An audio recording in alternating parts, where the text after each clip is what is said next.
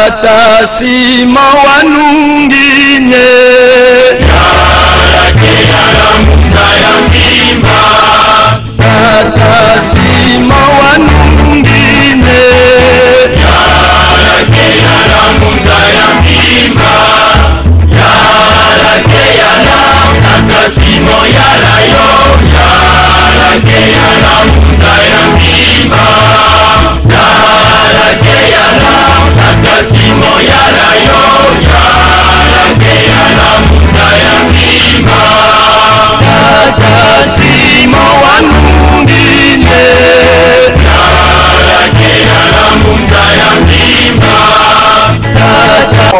Pourquoi malamu, je crois, bon, c'est payé déjà.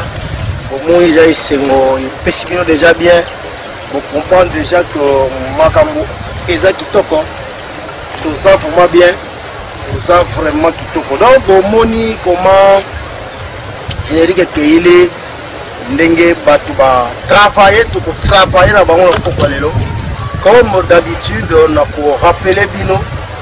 Banani tout pour travailler là-bas on a pas lelo oui déjà nakimpe c'est tout ça là je donne la bombe pe réunion surtout pour ça na pas lelo eza nakimpe kuna nakimpe c'est tout doit les sungi ya dinitonda na réalisation pe régie finale supervision ya bienvenue Bilaf pe coordination ya Chiterobé da Silva awa toza derrière les caméras tozu les sungen de konabiso nourrisson awa na gibna boma place de protocole pa na kimpese pe surveillance internet pour na basa la retransmission mamwe koma na kimpese wanande na nzela ya internet docteur Ifeka Nzoe tozali kutala pe ko vérifier singa lolenge ezali kokende donc voilà neto kena bino je sais que dinitonda oza déjà concentré que Hollanda maenios on a kobanda ko senga yo ko ekobanda ko utaka kuna na kipese pona toke na biso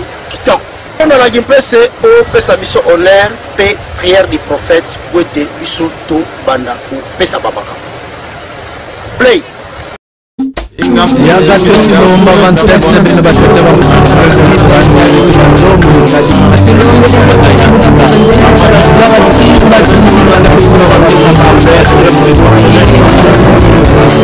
Sambu Lukuba Matwa Sambila Sambu kwa yenu awonto zimbasi za kiandu kya kintimu ya Zulu nto za zingu kietu Sambu kwa beno simbasi nsambwadi zikundanga kulumbu lwanzambi amfumu tulendo Sambu kuvaikilanga ntangwa yikudimu kinanga ntangwa Sambu ku este yiku ueste Sambu kwa ngeye nzambi amvangi antemu ngumba lowa mpinanza Sambu kwa bienu awunso zimbasi za ntoto yeza Zulu Sambu kwa bienu awunso ziyalanga maza yitia Sambu kwa ngeye ngudi amwanda Kongo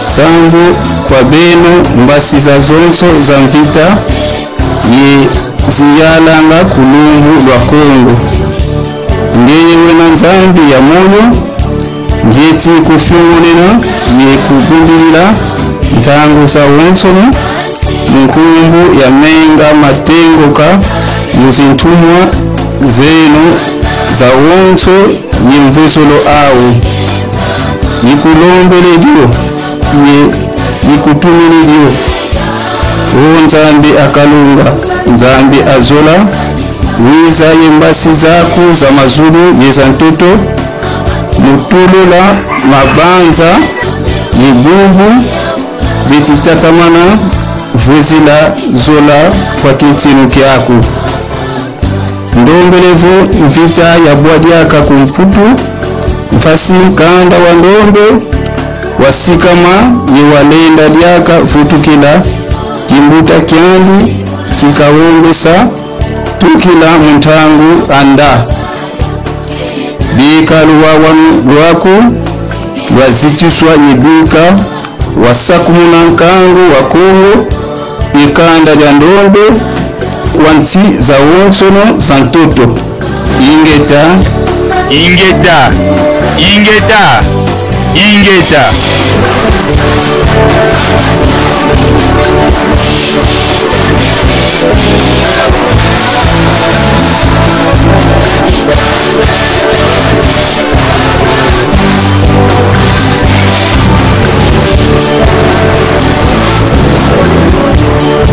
Yeko sukisa na prière au prophète Simon Gimbango tikela kibiso oyo alobaki il faut to sala ngo matin midi soir soki ozo ko sala na yote usoko bafouer ba recommandation ya prophète ya mvuluzi yonde ko yeba ko suka wapi biso tozo kolanda ba prophétie ba instruction oyo prophète atikaki.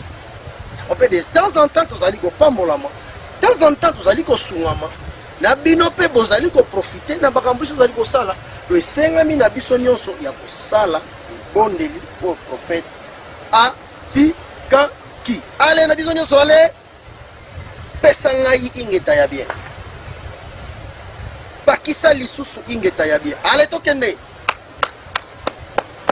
Merci beaucoup batata ba maman, vraiment monde entier bozo kolanda bosepeli bozaka ka toujours na mission na bino mansweki batu nyonso o balingi ko benga o bazana internet ko benga na numéro o ezali kola mutu na ngai pe bandeko batikali kolanda niveau ya boma par ci par là na ba chaîne de relais ko kolanda numéro oyo eza na ba chaîne na bino notamment na Kimpese de initiative déjà numéro parce que Régis tozoko salela ezali ya Kimpese. Merci beaucoup madame maman lelo toko solelo ko moko très important parce que na Congo to komi na banzambe ibele. Kadi banzambe pena donc hein donc banzambe pena ba komi pena donc ibele. Donc na mutalali ala mukio akomi nzambe. Kadi explication pena comme tel lo lenge ya komeli nzambe e banade.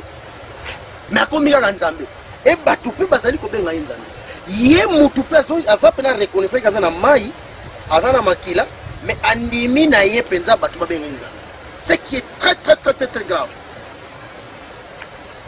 Si quand tu sali référence, Nzambe oyo to adopta wana. Nzambe mo Nzambe to adopta wana. O ba benga Nzambe ni wana. Yao, yavi wana, o to adopta wana. O Nzambe ya la colonisation, mais tout comme ça fait Nzambe na biso. Nzambe wana na batu o ba salane alliance. Ayebisa bango ko. Ngai nazali yawe Nzambe na bino boza awa na ngomba Sinai awa. Première recommandation bokozala na banzambe mususu liboso na ngai yawe te. Bokomi salela elilingi te to eloko moboye ezala o ezala représenter na mai ezala représenter na eloko moboye onzete o statut moko boye mama moko boye non.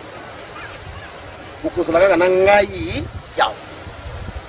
Nzambe obo adopta mais apesa ba instruction wana. Olanda ngai bien ndenge nazokende na bino. Sikoyo to sutu kaka le même mukandango. Le même batongo ba biso Nzambe wana na tout ça. To komi susu to ko baksa. O mwana na Yesu Kristo akomi susu Nzambe. Akomi susu Nzambe. Yesu mwana wana. Mais ce qui est compliqué, tozonga na nouveau dans cet testament. Bato basalaki alliance na Yahweh. Tangu nyonso bazalaki ko bebisa alliance, c'est-à-dire bazwi banzambe mosusu. Nzambe azalaki ko punir bango.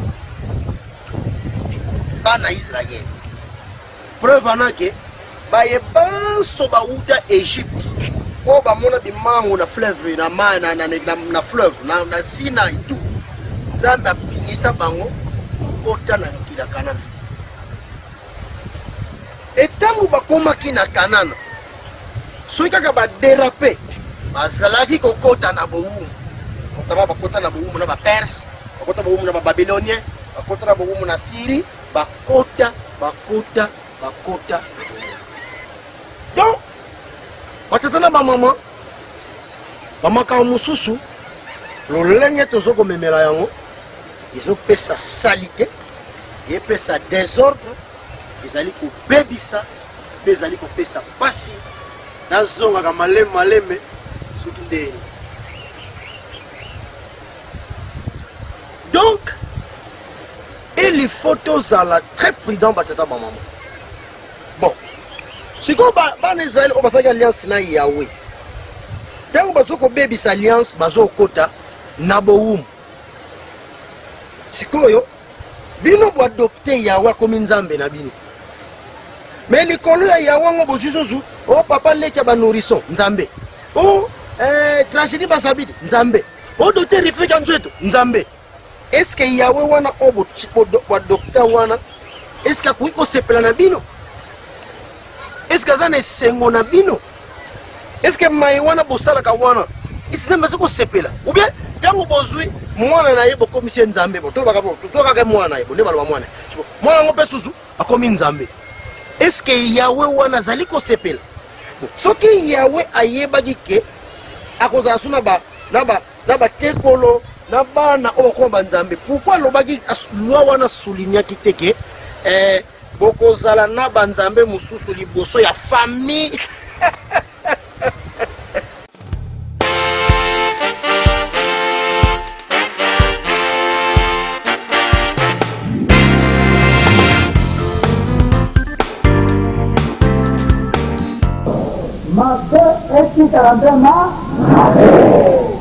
La vérité, écoutez Kalabele, la vérité. Les mensonges restera toujours les mensonges. La vérité finit toujours à triompher. Solo, écoutez Kalabele solo. Et Lukuta, écoutez Kalabele Lukuta. La vérité, bombe moko ya ku détruire yango ezalité. Kita solo esti kalambe solo. Mabe esti kalambe ma. Kita solo esti kalambe solo. Mabe esti kalambe ma. Tazaleko kende, qui vivra verra. Kabazal ko pesa discours hein. Ah Simon Kimba soko balubi yango ba mususu balali mpongi. Olinga tebo kukutana na ntumpa. Sika wana moya kubumba na ezalité.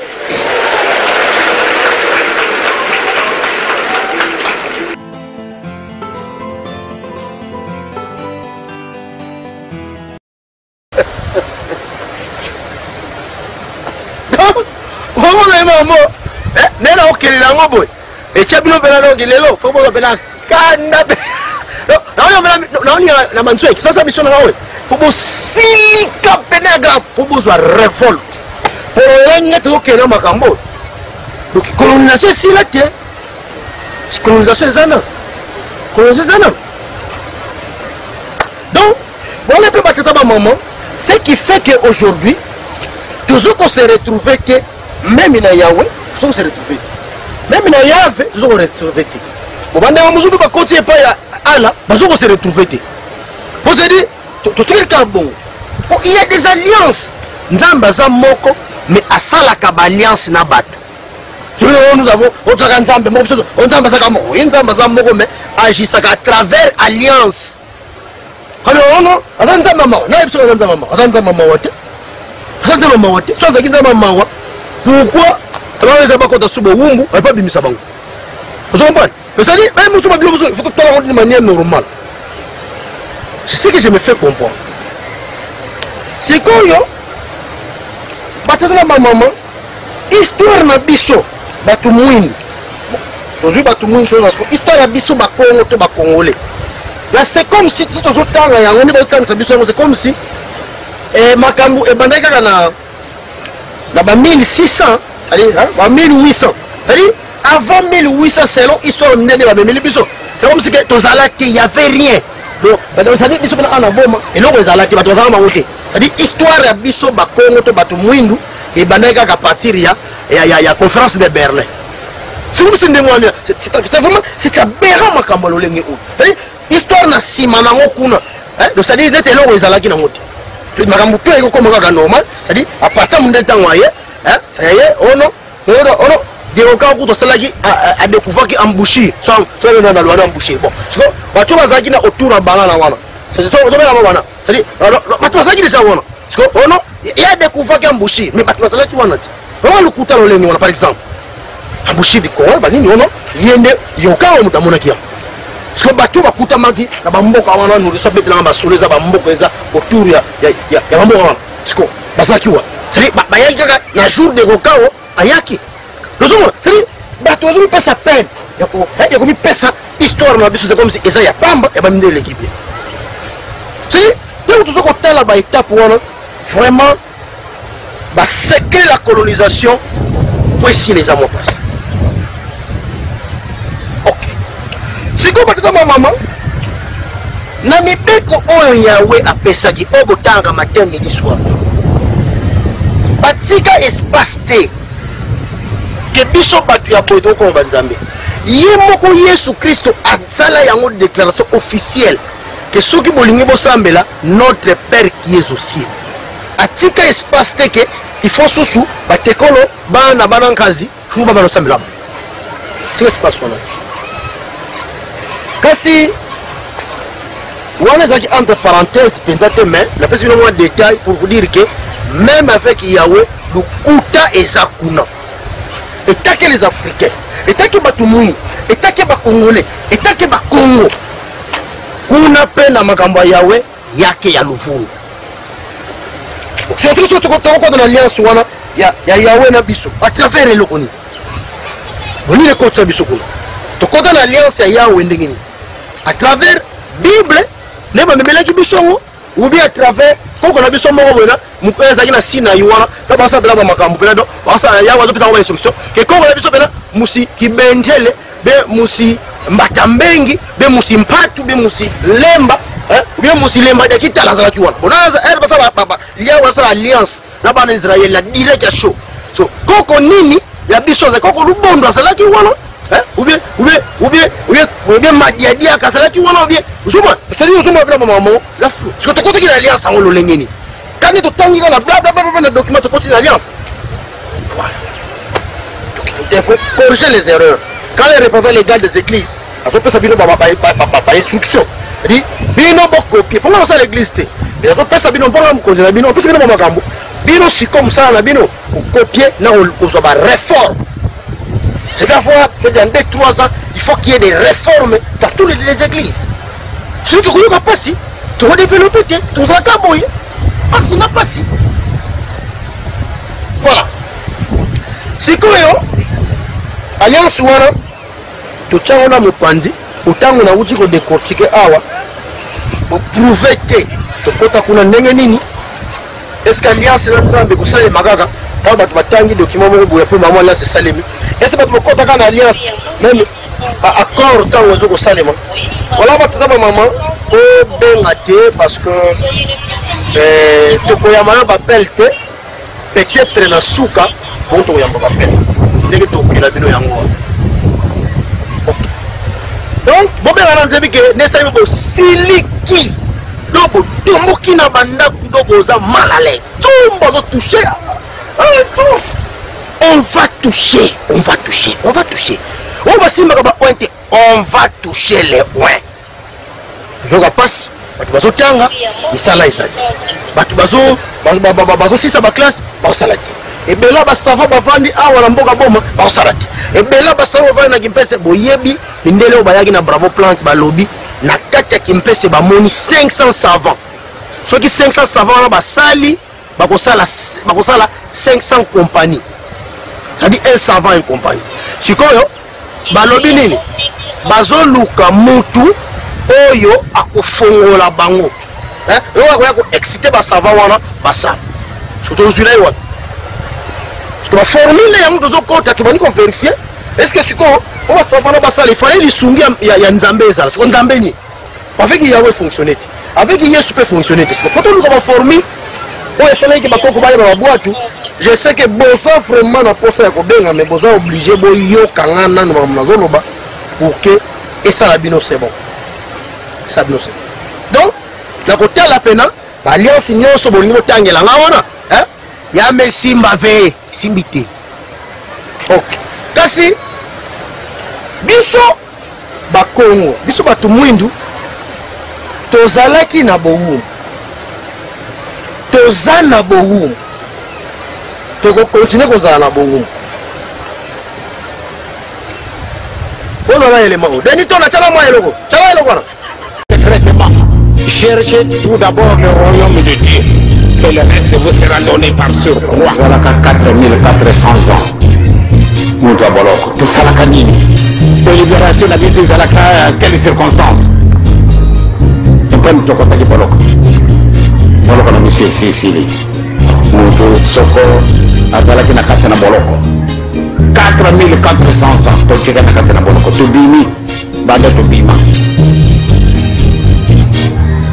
tina mokolo malelo eloko moko tokosala ezali te ezali pasi toujours tokila kaka faut bapesa biso il faut todeva. Merci beaucoup batata na maman boyoki papa Danienda awuti ko décortiquer tozalaki toza na boume il a posé sous question eloko nini ekotaki biso na boume question na biso ya poko lelo yango wana tokotaki na boumu lolenge nini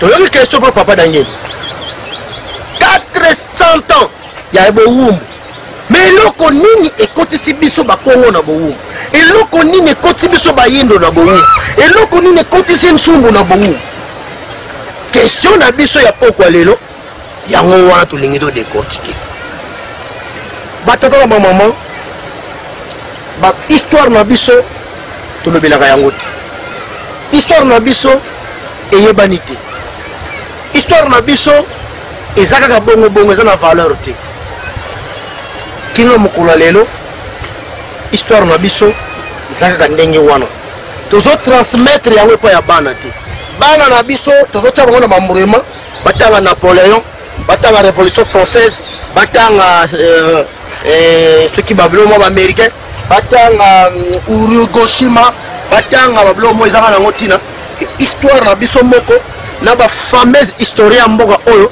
distraction l'homme comme eza te c'est-à-dire histoire ezaka loyenge eza oral bla bla bla bla bla bla bla bla bla bla bla bla bla bla bla bla bla.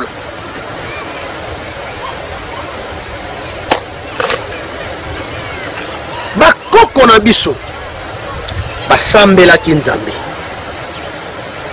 bakoko na biso basalaki alliance na Nzambe na ba histoire prophétique otozwi esalema en direct yawe te ala te soki kingandi te Nzambe na biso abimaki pa bakoko na biso esalemelaki na kati ya mbanza Kongo na kati ya mbanza Kongo bakoko na biso bazalaki wana basalaki alliance na Mpungutu Lendo kuna Mpungutu Lendo asengaki bango babetela ye bamasikulu babetela ye bambunda avant ye akita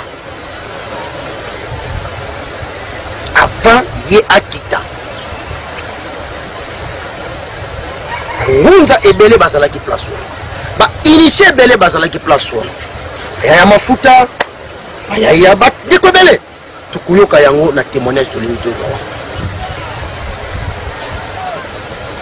susu balaba chitowutaki pana nzala mpanda non c'est parmi bancêtre oyo basala alliance na Mpungutu Lendo mais je dis que tobima pa na ye c'est ça encore qui est des complications na otanga ba on a vidéo tout ça alors alliance esalemaki na Mpungutu Lendo Mpungutu Lendo ayebisaki bakoko na biso nini ayebisaki bango ngai nazali Mpungutu Lendo soki bolingi kobenga ngai il faut se présenter bino bozali ba Kongo Lendo nini faut sala pona yeba ke yo za alliance na ngai il faut otonda ngai nano tango tondi ngai obandi kosenga consigne ko wumela katango mulateke na yo kaka makambo yozolo Mpungutu Lendo ayebisaki kasi mukolo boko changer Nzambe mususu ke ngai Mpungutu Lendo lisusu te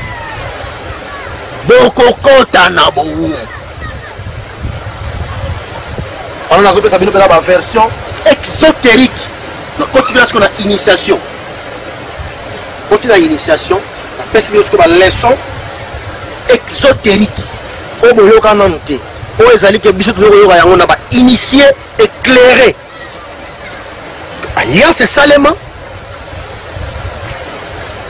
6 siècles avant arrivée ya Bamindele 6 siècles avant arrivée ya Bamindele vous allez compter la Dégokao à l'époque on se compter on est sous la 6 siècles c'est-à-dire avant même Jésus-Christ ba milliers des années les cas qui vont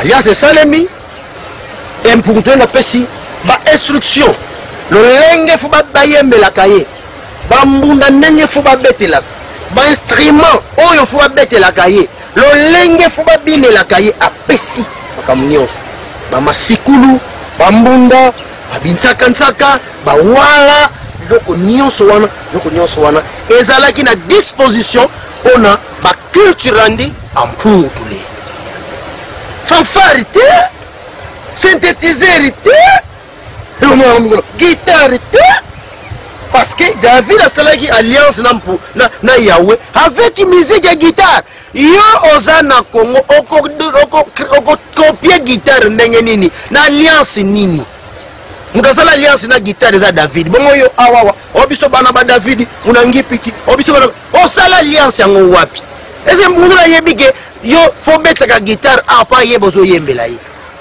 est-ce que yebisa yo bongo biso to sala alliance na Mpungutu lendo ayebisa biso il faut ba masikulu il faut ba mbunda akoyeba ke nenkongo wana azali kobenga ngai koti presque na ba leçon exotique makambo ndenge zokendele nazo mona donc avenir biso bato ya quel passe il ko passe il faut to telema pela to gam kasi historique oyo ngana pesi nenga zo pese la ngoboye bona ngokama na nsumba za mwana muke lolo wala ye azula ngwa me chobe ngo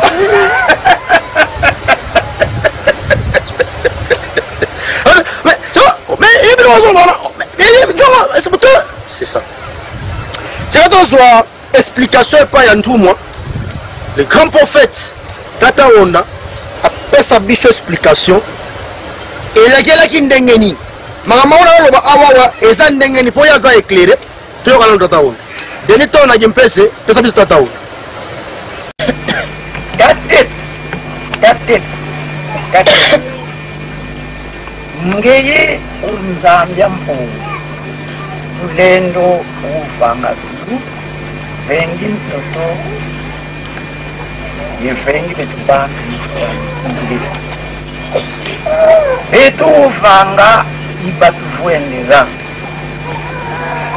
kolo kitala makume kutere yebu umintini kumasema betu ubenu kalubi buluk kabenu lubantu luvanga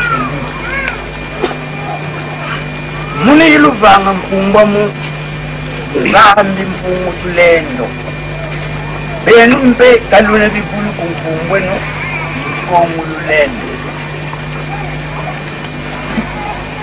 irina utoma vonga ubankakaze kutela bo bakuyimbirila kasika masikulu libabula lizo balungisa luzolo yunge mpungu tulendo kanti mbelo maubatela kabalungisa nateye bwabo pasitile wote kanti umwami katutadidi kumana mamonzo ika bambuka moyo ngeyuwo kubeti kabikulu tuna bantu katuleni mona kumpasinda amuzazo ibonsu kuna ufu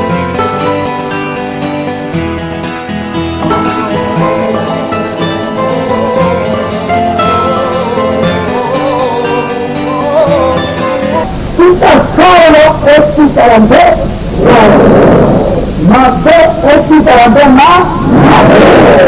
la vérité écoutez qu'à la vérité les mensonges restera toujours les mensonges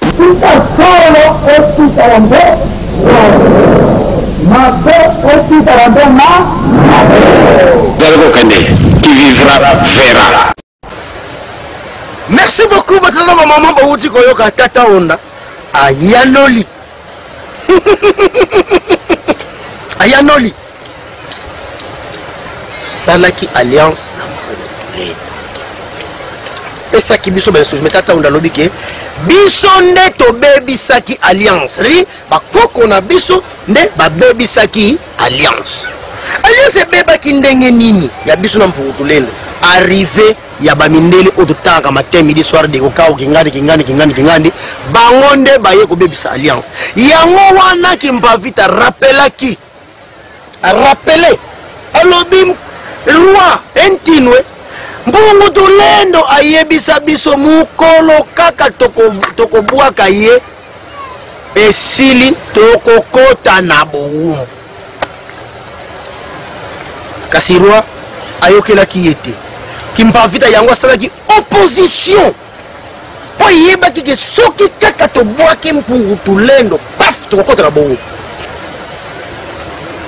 kasi pauvre mwana mwasi roi Kutu a ordonné bakanga Kimpavita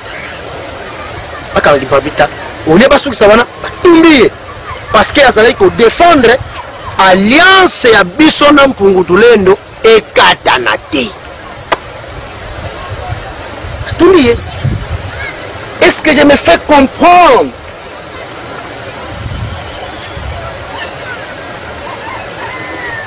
Parce que ce que tu as makambo oyo soki lelo tobongisi te tosenga ta pardon mpungu tulendo parce na biso ekosila te tokozala kaka boye colonisation mpe ekosila te domination mpe ekosila te preuve anake même biso na biso tobandi kose coloniser tobandi kose dominer preuve anake batravailleur ayime 23 mois impayé mais baza batravailleur ya kati ya ime me bakonzi otamba na bajipe cher baotonga bandako ya minene me batravailleur na bango batamba na velo te colonisation pe domination kozanga bonzambe ya solo na mitema na biso c'est inadmissible so de continuer à soutenir ce boyina boyika yango comment to senya dépendance to super dépendance et simité parce que ça fondé na bonzambe te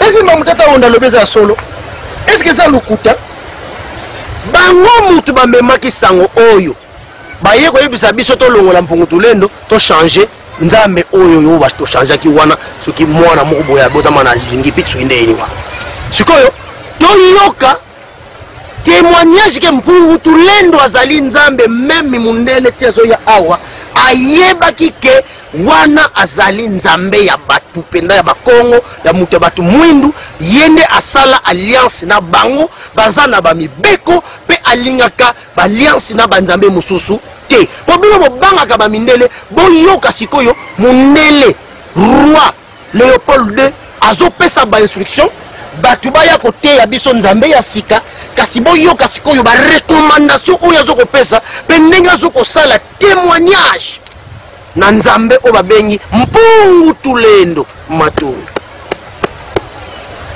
toyoka teni tonda na Kimpese pesa biso témoignage et recommandation maloba ya Léopold II o pesa kina ba pasteur po baya kolakisa biso nzambe ya sika kasi boyoka makambo oyo alingo tinda bango deni tonda na Kimpese. Du roi Léopold II à l'arrivée des missionnaires au Congo belge, de voir des prêtres et pasteurs blancs dans cette patrie. Révérend père, pasteurs et chers compatriotes, soyez les bienvenus dans notre grande patrie du Congo belge. La tâche qui vous est confiée de remplir est très délicate et demande beaucoup de tact. Prêtres et pasteurs, vous venez certes pour évangéliser, mais cette évangélisation s'inspire de notre grand principe, avant tout, les intérêts de la métropole. Le but essentiel de votre mission n'est point d'apprendre aux Noirs à connaître Dieu. Ils le connaissent déjà depuis leurs ancêtres. Ils prient et se soumettent à Nzambi Mpunu. Le but essentiel de votre mission n'est point d'apprendre aux Noirs à connaître Dieu. Ils le connaissent déjà depuis leurs ancêtres. Ils prient et se soumettent à Nzambi Mpunu. Le but essentiel de votre mission n'est point d'apprendre aux Noirs à connaître Dieu. Ils le connaissent déjà depuis leurs ancêtres. Ils prient et se soumettent à Nzambi Mpunu, que je sache, et aussi à Nzambi Mawezi. Ils savent que tuer, voler, coucher avec la femme d'autrui, calomnier, insulter est mauvais. Ayons le courage de l'avouer, vous ne venez pas leur apprendre ce qu'ils savent déjà. Ils savent que tuer, voler, coucher avec la femme d'autrui, calomnier, insulter est mauvais. Ayons le courage de l'avouer, vous ne venez pas leur apprendre ce qu'ils savent déjà.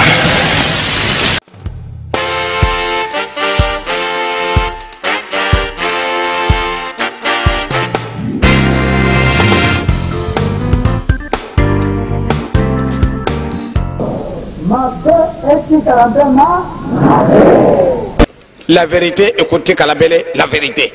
Les mensonges resteront toujours les mensonges. La vérité finit toujours à triompher. Solo, écoutez Kalabele solo. Et Lukuta, écoutez Kalabele Lukuta. La vérité, bombe moko ya ku détruire yango ezalité. Kita solo esti kalambe mabe esti kalambe ma kita solo esti kalambe mabe esti kalambe ma Tazareko Kende, qui vivra verra. Kabazar ko pesa discours Simon Kimba soko balubi yango bamususu balali mpongi. Olinga tebo kukutana na ntumpa. Sikawana moya kubumba na ezalité.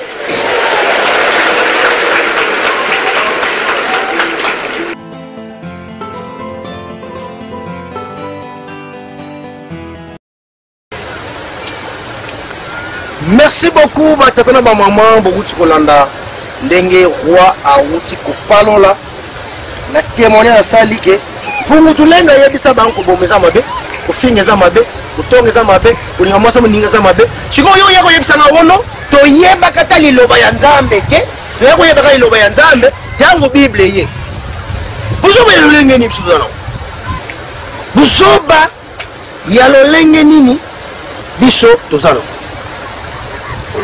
sari ba mibeko oyo sokotanga matin midi soir emi banelaki nango roi à partir de Belgique ayeba ki yango ke toyebi yango tu onza yesu non makilo alliance bandaki a partir de liwa ya Yesu na kuruzu mais awa balobi emi salemela avant batatana ba mama on azoloba pona ko attaquer ba chrétien te pona ko attaquer ba kingani te mais za pona to bongisa to lukata organisation tout le que l'on a pour tout l'endo pour makambo échanger pasi ya lolenge oyo domination lolenge oyo faut pas maltraiter biso ba imposer biso lata ba soutien mindele balata muto ko lata eloko bilba ko sama makambo ndengwana oyo azali bohumbu ko za na bohumbu ba ko lata ye soutien mindela lata kaleso mindela lata lipapa mindela lata oyo salela déjà yango nde yoko zwa nini yoko mibenga lelo ko za libre na nini liberté zuilango wapi batata na ba mama muntu mwindo alungo wapi kesu nangai na kopesa kayango mbala na mbala muntu mwindo alungo wapi muntu mwindo bibira yote ya wara vous êtes toujours le dernier à tout point de vue mayela batoni na biso basava batoni na biso kasi basava na biso basala kailo kote on dit basala na mes recherches mais pourquoi nous autres nous ne faisons pas les mêmes réalisations qu'un homme blanc? Jamais ils ne se sont posé de telles questions. Ils se tardent à commettre des bêtises. Là vraiment ce sont des grands. Muntu mwindo alunga wapi sikasikawa nzego landaka libre na nini otokomi moderne na ndenge nini ba imposer yo biloko kolia ba imposer yo makamu nyonso so mundela za na besoin eloko zo ana boma ko iko boma nyonso pozo ba minere na yako kenda yo paite mtu mwindu atekami ndeti bitabe ndeti koni ndeti ntaba papa na yona pesa na eloko wane kila kindengeni teka bango tukola soko marchandise ezalaki choix bakangi bakebele mingi ya bilongo na Congo mingi na Zaire mingi na Angola bakanga makaba kebele batekiteke bango batu bateka mili kolo tokoteka kangulu obe tokoteka kabantaba muntu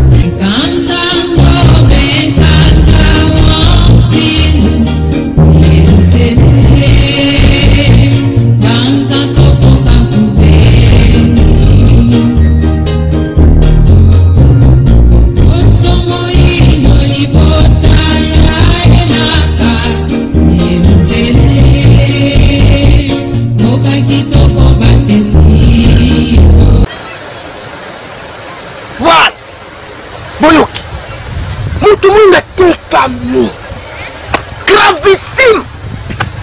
Voilà. C'est quoi? Ndenge na lobi ba makambo nyonso boyvi historique batata onda pe roi aye ko pesa précision prophète Simon Kimbangu aye koyebisa biso tekeno Yesu mutu atindi ye atindi biso tozongela Nzambe Mpungutulendo pe ye moko azongiseli biso alliance na Mpungutulendo anu lega yini prière o ezali ke ezopesaka gloire nyonso na Mpungutulendo pe tous les grands esprits qui siègent au trône de Tata Nzambe Mpungutulendo le biso na mandako tozongisa matondi pour moi na Mpungutulendo moko oyo message nazo lobezo côté là allez tozongisa donc prophète Simon Kimbangu a fait sa impulsion sur témoignage sur le lenge photo sambelela on a implorer miséricorde ya Mpungutulendo teni tonda na jimpesi Sambu Lukubama kwa Sambila Sambu kwa yenwa wonso Dimbasi za Kiandu ya Kipini ya Zulu Ntoto za Zingu Kieto Sambu kwa Belo Dimbasi Sambwadi Zikundanga Ulumbu wa Nzambia Mpungutulendo Sambu kuvaikilanga Tangwa Ekudimukinanga Tangwa. De la part du prophète Papa Fumu Vuluzi Simon Kimbangu. C'était le samedi 10 septembre 1921 à Mbanza Sanda. Il a dit: préparez-vous à la prière. Alors prions. Prière à vous tous, les anges du trône céleste, source de notre existence. Prière à vous les 7 anges qui siègent à la cour de Dieu Tout-Puissant. Prière là où s'élève le soleil et là où se couche le soleil. Prière à l'est et à l'ouest. Prière à vous, notre Dieu créateur, Mbumba Loa.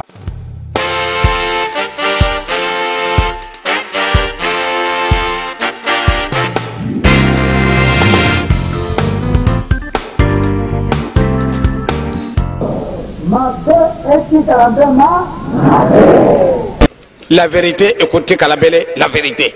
Les mensonges restera toujours les mensonges. La vérité finit toujours à triompher. Solo, écoutez Kalabele solo.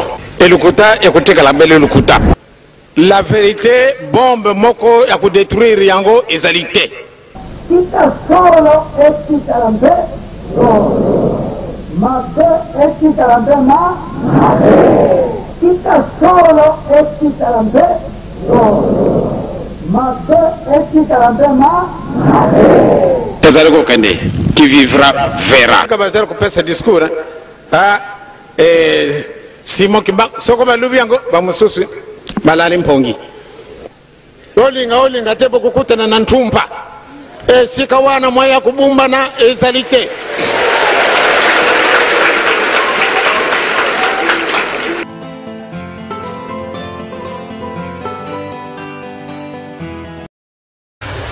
Voilà. Nabakisa nini nakota wapi na bima wapi batata na bamama bandeko nga batu mwini bandeko nga bakongole bandeko nga bakongo soki toko appliquer makambo oyo te pasi na biso ekosila te tozalaka bo sous la domination, sous la colonisation, sous la domination, sous la colonisation, dans tous les plans.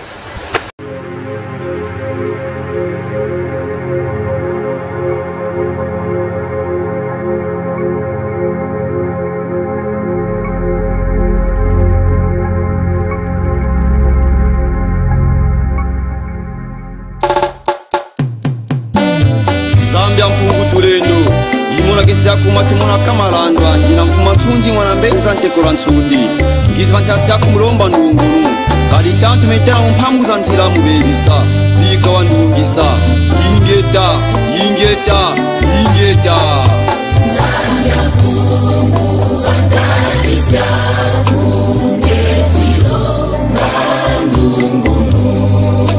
kalitantu menitera mavapa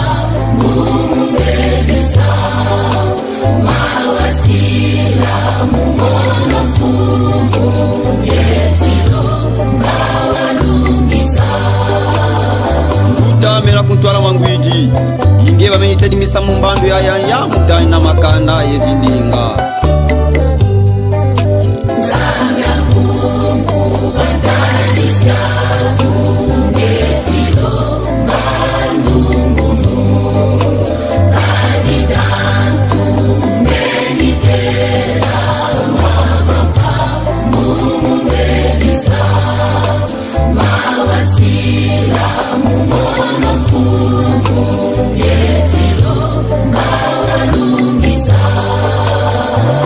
Kimbangu wakangama kukanwa ina kanda ndombe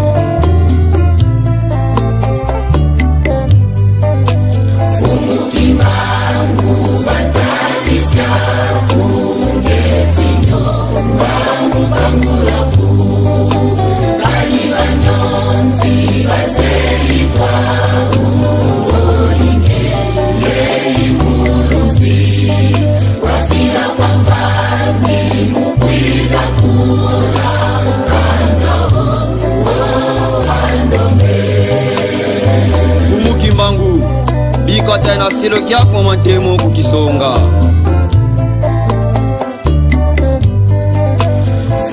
Kimbangu vatalisya kungetinyo mbangu kangulaku kali vanyonzi vazelikwa uvolinge yeimuluzi wafila kwa mfani mukwiza kula ukandao wandome Yesilomba bisimbi ya mvita bikanjwa nungisa ibebisa makani matantu mundi atulwame Fungu tulendo bika wanungisa Yesilomba bisimbi ya mvita luisa nungisa ibebisa makani matantu mundi atulwame Fungu tulendo nungisa Fungu tulendo bika tena Dr. Jonas Nsumbu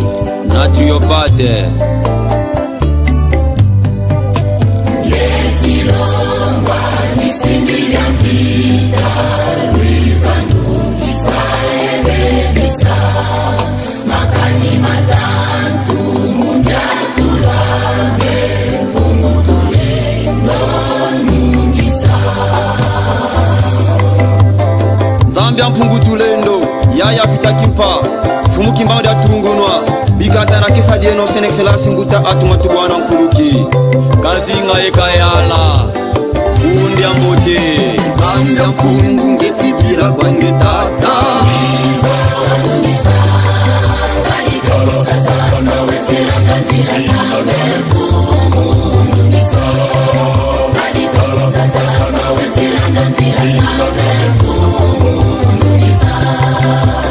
Yaya vita ngetsikira kwa ngeyaya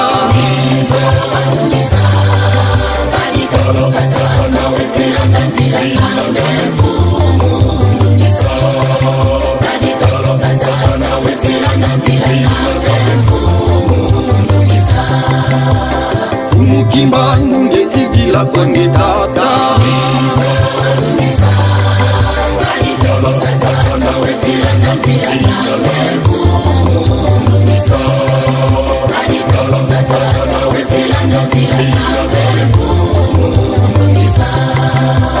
Kampala ningetsikira kwa ngetata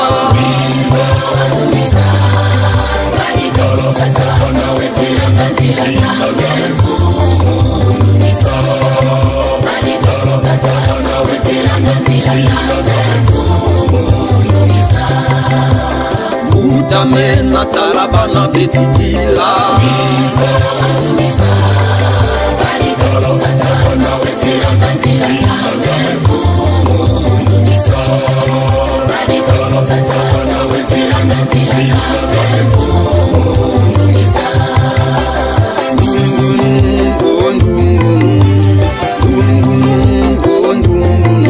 Kadika wetilanda salu ya memfu Kadika wetilanda salu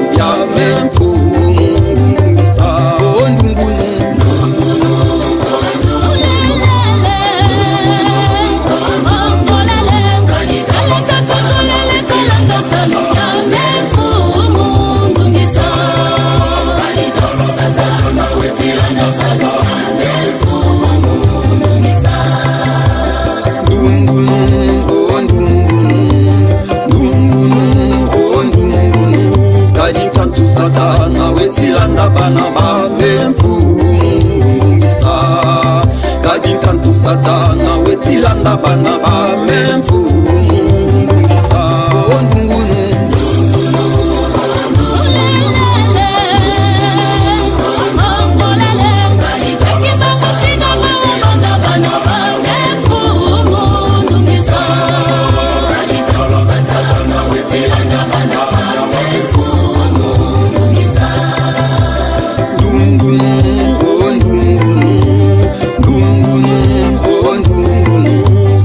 tu satana wetilanda kana ya memfumungisa kadi tu satana wetilanda kana ya memfumungisa ondungunu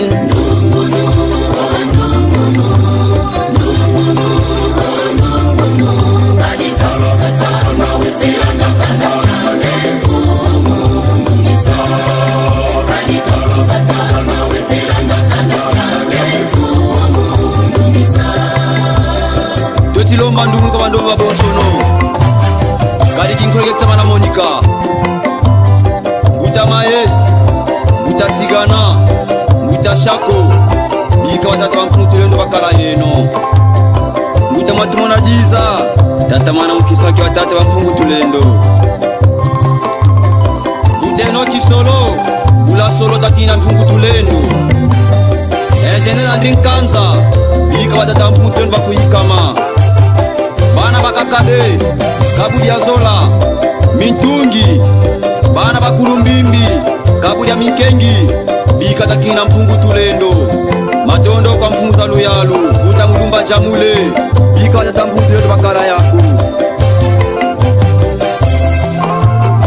fumuki maulia tungunwa tatamana munwana mpasi wa kutalu wanu kanda ndombe mpungu tulendo fumambanza mutamela kuntwala manguiji matondo muluto adusu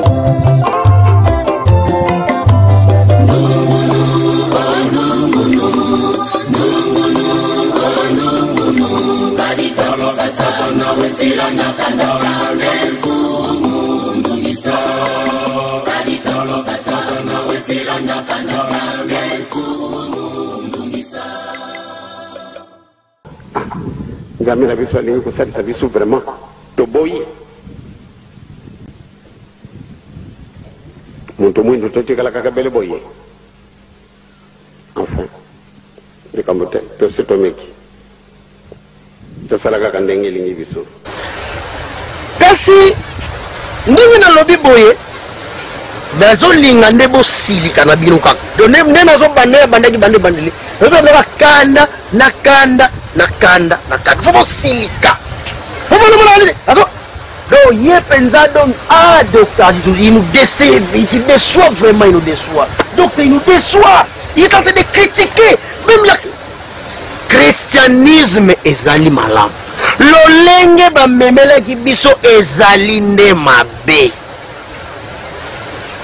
Cloué biso. Le christianisme version colonisation, yango nde koti biso to komi bana Israël, to komi na libota ya Abraham, to komi na Nzambe ya Jacob, to komi na makambo ebele. Pandeke bango moko soki bakotaki na bowumbu pona kozanga ko respecter Yahweh. Embrouillement. Si tu es prophète ya Segome, tangi Bible pas okomi prophète. Tangi Bible pas et bimise ni biso des milliers de prophètes. Makamuna zali koloba awa ezali recommandation au prophète Simon Malobaki to tanga Bible en profondeur pour to yeba lokuta pe solo ezana kati. Bilo tanga likolo bozoza kutu botangi Bible obandi ko comparer na biso ba congolais. O Yerusalem ko monana kana na ili wana pa yo wani ali yanga su no patata ba maman. Likambo soki eza bien soki likambo eza na nguya donc toko forcer te eza na nguya toko forcer te ok maintenant batata ba maman tozwa initiation selon initiation c'est-à-dire quand on dit initiation bato oyo baza na possibilité ya koyoka maloba ya spirit ya ba esprit to ya mpungu tulendo en direct sans passer par l'intermédiaire ya kingani qui que ce soit la bansu bazaki initié bayokaki makambo ya initiation bateyamaki na initie toyoka nanu initiation oyo po bocomprendre grandeur ya Mpungutu Lendo ki azali nzambe oyo bakoki kosakana na ye te soki moto alingi akola soki moto alingi akende mosika soki moto alingi azwa développement de base nzambe oyo akoki kosalisa biso oyo asala alliance na biso ezali kaka Mpungutu Lendo. Sika toyoka Mwazulu apesa biso initiation. Mpungutu Lendo azali nani? Azali nzambe ya lolenge nini? Denis Tonda na Kimpesi. Play. Nzambe ya Mpungu est la divinité spirituelle, si vous voulez, la divinité africaine, hiérarchiquement la plus élevée en partant des hommes. Je précise, en partant des hommes. Quand nous sommes des hommes et que vous voulez aller spirituellement très loin, en Afrique, vous verrez Nzambe ya Mpungu. Mais partant des hommes, ici sur terre, il n'y a aucune énergie spirituelle, aucune puissance spirituelle au-dessus de Nzambe ya Mpungutu Lendo. Vous pouvez prononcer tous les noms des divinités que vous voulez, mais Nzambe ya Mpungu est au-dessus de ce genre pour chaque homme africain et chaque femme africaine. Alors, je vous renvoie dans un livre de Barack Obama, d'où il parlait, je ne vous donnerai pas les titres, mais allez-y chercher, où il parlait de sa famille et l'origine de sa famille kenyane, de son père, et il parlait de Nzambe ya Mpungu. Allez fouiller, vous verrez ces choses, et vous comprendrez certains éléments de base, parce qu'il était capable de lui de remonter le cordon ombilical de ses ancêtres, de sa lignée paternelle jusqu'à 18 générations possibles. Donc, ce sont des bases qui peuvent vous aider à aller comprendre certaines choses. Je prends des éléments, non pas des gens avec qui nous sommes dans la même enceinte, où nous résidons dans la même conception du monde, mais je prends des exemples qui vous parleront, qui vous seront palpables, que vous pouvez facilement comprendre, parce que ce sont des personnalités peut-être connues. C'est pourquoi j'ai cité Pepe Kalle Yampania, c'est pourquoi j'ai cité Barack Obama. Sans pour autant que vous me fassiez la confusion de choses en mélangeant Mwazulu avec ces représentants du capitalisme américain. Donc là, il faut que l'on soit clair. Nzambe ya Mpungu est la divinité spirituelle, si vous voulez, la divinité africaine, hiérarchiquement la plus élevée en partant des hommes. Je précise, en partant des hommes. Quand nous sommes des hommes et que vous voulez aller spirituellement très loin, en Afrique, vous verrez Nzambe ya Mpungu. Mais partant des hommes, ici sur terre, il n'y a aucune énergie spirituelle, aucune puissance spirituelle au-dessus de Nzambe ya Mpungutu Lendo. Vous pouvez prononcer tous les noms des divinités que vous voulez, mais Nzambe ya Mpungu est au-dessus de ce genre pour chaque homme africain et chaque femme africaine. Alors, je vous renvoie dans un livre de Barack Obama, d'où il parlait, je ne vous donnerai pas les titres, mais allez-y chercher, où il parlait de sa famille et l'origine de sa famille kenyane, de son père, et il parlait de Nzambe ya Mpungu. Allez fouiller, vous verrez ces choses, et vous comprenez certains éléments de base, parce qu'il était capable de lui de remonter le cordon ombilical de ses ancêtres, de sa lignée paternelle jusqu'à 18 générations possibles. Donc, ce sont des bases qui peuvent vous aider à aller comprendre certaines choses. Je prends des éléments, non pas des gens avec qui nous sommes dans la même enceinte, où nous résidons dans la même conception du monde, mais je prends des exemples qui vous parleront, qui vous seront palpables, que vous pouvez facilement comprendre, parce que ce sont des personnalités peut-être connues. C'est pourquoi j'ai cité Pepe Kalle Yampania, c'est pourquoi j'ai cité Barack Obama. Sans pour autant que vous me fassiez la confusion de choses en mélangeant Mwazulu avec ces représentants du capitalisme américain. Donc là, il faut que l'on soit clair.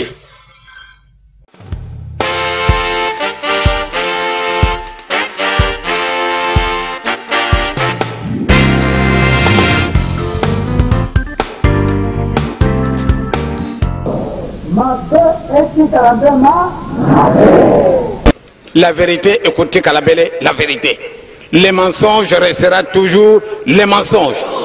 La vérité finit toujours à triompher. Solo, écoutez Kalabele solo. Et Lukuta, écoutez Kalabele Lukuta. La vérité, bombe moko ya ku détruire yango ezalité. Kita solo esti kalambe solo. Mabe esti kalambe ma. Kita solo esti kalambe solo. Mabe esti kalambe ma. Tazareko kende, qui vivra verra. Kabazar ko pesa discours. Simo kiba soko malubi yango bamususu balali mpongi. Olinga tebo kukutana na ntumpa. Sika wana moya kubumba na ezalité.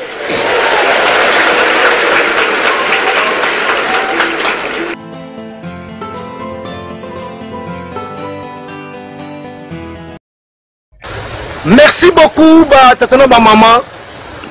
Je sais que Bosepeli, Mazon lobi awa pesi bino kanda, Mazon lobi awa Bosepeli na binote, ngai musala na ngai ya kopesa bino précision pour que bokola pour que tokola pour que toyeba makambo lolenge foto tambusela yango parce que na lolenge oyo tozokena yango impossible pour te développer lolenge oyo pasi na biso kosila te nzambe bakosakanaka na ye te samba nkulu kusambila nkulu wangani kwe samba nkulu kusambila nkulu wangani kwe samba nkulu toka mala toka delitano malo tamalo wana reji samba nkulu kusambila nkulu wangani kwe na nkulu wa muninga te isali biso bien iyo kusambila nkulu na koyokela yote kasi yanga dozambe la yoki te maplome pour la ndako on pour la ndako bato sala te voilà donc to ko yoka to ni tikali na bino maso utiko loba awa pesi bino kanda na sepeli ne bosiliki na sepeli ndenge bosiliki parce que makamu nazali ko loba lelo lobby ekozala na valeur makasi pe boko sepela nango même si biso bansumu tozali souci donc bandeko na ngai ba pasteur bandeko na ngai ba représentant légal boyoka makambo nazali koyebisa bino etaki mokonzi na bino ngai nsumu mokonzi na bino le représentant légal des églises au Congo nsumu azokopesa ba réforme soki tokokontinue kaka na bikeko ya pamba oyo ekosimba te tozalaka parce que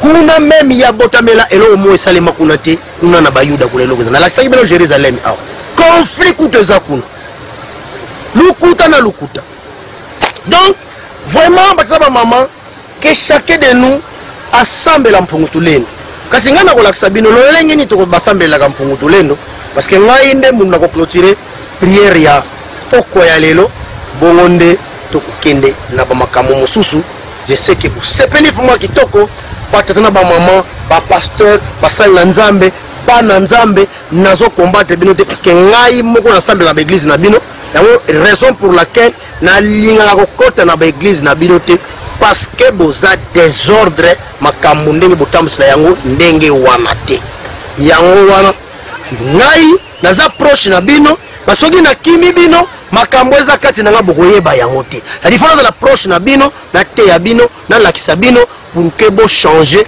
na nzela na bino moto bosambelaka tozwa penza makambo ya solo pe vérité ya solo prière lelo ngai moko na kusukisa yango matondi mingi na bino nyonso bovandi ebiso nyonso tokokumba mutu na se pona ngai na benga mbungu tulendo poete na loba liloba oye kusukisa émission na biso ya pokwa lelo ba initie nyonso bino bokozongisa na bandako pe ngai na koloba awa ale tika totonda mbungu tulendo biso na bandako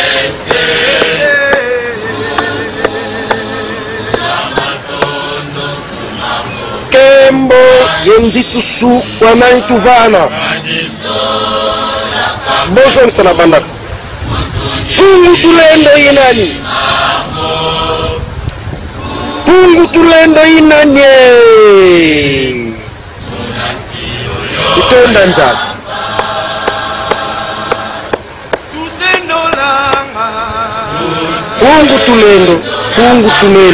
pungu tulendo ngeyi nzambi ya sambila masemeti ngeyi nzambi ya sala luwawa mwe masemeti tala lokola itango bokele diaka mpasi wa vutu la luwawa lolwa zenguka ibankulu na be dika ngeyi walengo kila mawonso na moma vanga nkulu zeto mpasi ngeye watu vutu dila luwawa mpasi betu tokala kintuwaji banzi la luwawa na lwako luwasala ye bankulu zetu iwasala ye nkaka zetu kasi betu umandu ya betu wakuzaya wakubwila tolanda ntambi za lemvu kila mamonso na nzambi za mpila mpila zozo zikotele kati ye betu zozo kazina luwawanu ye bankulu za betu lekele mino vuvu unakutubanzila ye unavutula jaka luwawanu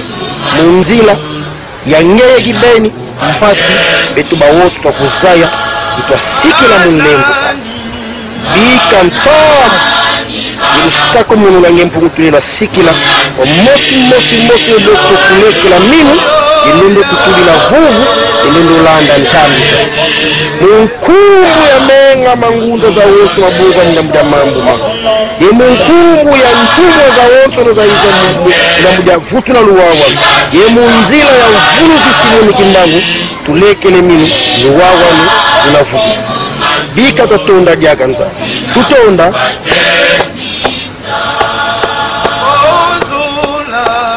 ale pesa ngai ingeta ya bien pesa lisusu ingeta ya bien.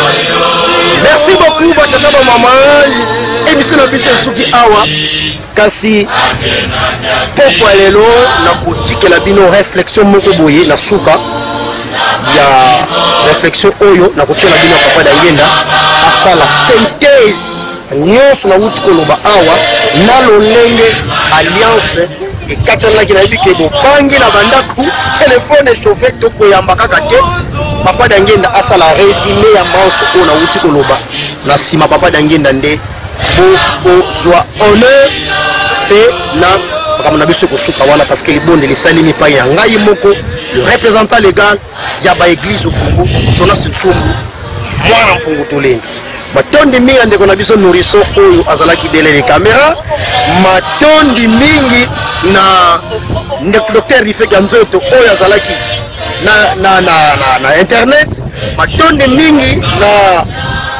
na denitor azalaki na régie pe réalisation na kimpese matondi mingi na ndeko na biso bienvenue bilafu azalaki na supervision technique matondi mingi na ndeko na biso Justin Robert da Silva oyo azalaki ko coordonner pe matondi mingi na basali na nzambe nyonso matondi mingi na révérend apôtre Sunda matondi mingi pe merci mingi na pasteur Petio apôtre Makondo Mbuta pasteur Nkanda pasteur Peter Mbaka pasteur Papiko na Crisco kanda te zuwa te bozwa pe na makambo po makambo esali échange. Merci beaucoup batala ba mama ngai na kei na tiki na mboka papa da ngenda pe na suka kozwa honneur botika la malamu bino banso to pesa ki mwa luba ibele pamba te zali tangu na biso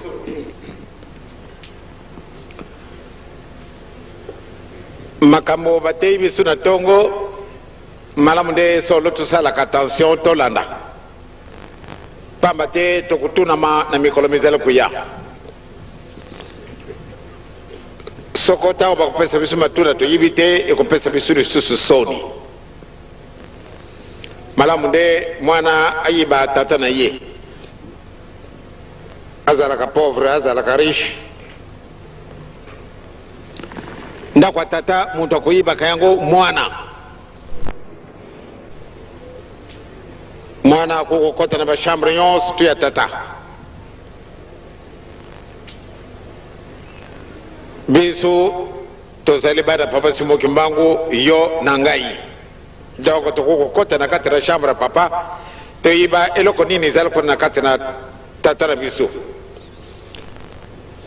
esika ye alalaka esika ye asololaka esika ye aliaka mwana akuyiba meme esika kububula biloko na ye mwana akuyiba pamba te ezali ndako na ye bisu malamu nde toyiba tata ndenge nalobi ezali ntango na yo na ngai tobenga makaba makako papa elebe alimbuli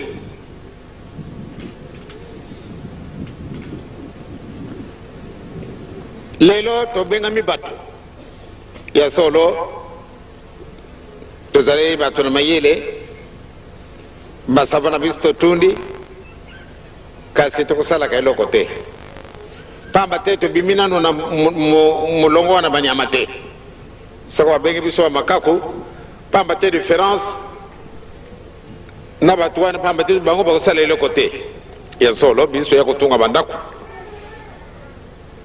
soko tomoni ndako kitoko tokuku kamata plan wana totungi mais sima ezali mabele na biso malgré bato na mayele totundi kasi soko mondele asali biso sima témoin te mais eloko ndenge na ndenge tuku kusala yango kasi moyen ezali te na ntina nini eloko ezangi biso yango wana nde toza koluka tozwa si epesamani na yo mwana papa Simoki Mbangu yiba ndako na tata na yo alingaka nini tata na yo alingaka nini te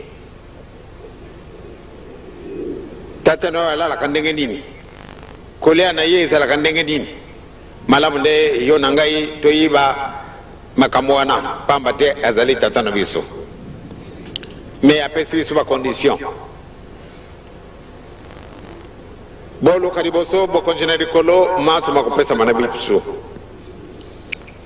likambo yango ezali monene ezali tellement éloquente po ate toyiba volonté na tata na biso solo soko alubi toluka liboso bokonjena likolo maso makopesama na biso ezali liseki te me mingi na kati na biso tomoni yango liseki mpona nini ntango esi eleki na mikolo ezali boye heureusement nzambe azali na patience soko azalaki na patience te nde asilisi biso ntango papa elebi ake kokuma na golf ngai na nemi butonga na lobi soko natiki akobimisa ya solo na devie pateleka pembeni akota na kati na nzela te likambo ezali mwana munene kasi ye ale kaka ndi abimisa yango bamama na batata tozali kokende nazali kokende kuna na Egypte nazali kokende kuna na Israel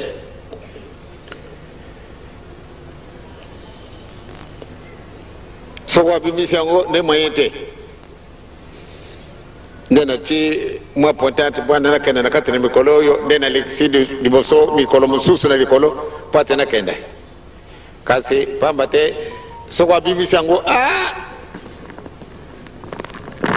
nde makambo abongwani yango wana nabangi nga nalobi soko akoti na balabala wana voyage na ngai retardé